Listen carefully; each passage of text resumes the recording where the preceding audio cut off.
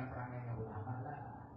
Itu bukan perangainya ulama, bukan perangainya Nabi Muhammad SAW, bukan ajarannya Rasul SAW.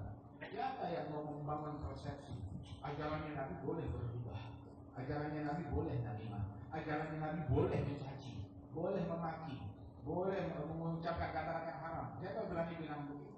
Ya, Rasul Sallallahu Alaihi Wasallam orang yang paling takut kepada Allah Taala, la yaqulu wa la yaf'alu illa ma'rufan. Tidak berucap, tidak berbuat kecuali hal-hal yang indah, yang santun, yang bagus. Hatta di dalam jihad, hatta di dalam peperangan, Rasulullah tatkala turun perintah jihad, beliau berjihad. Puluhan daripada jihad dilakukan oleh Rasulullah, tapi tidak berkurang sedikit pun rahmat beliau, tidak berkurang kasih sayang beliau, tidak berkurang kelembutan beliau Sallallahu Alaihi Wasallam dengan ketegasan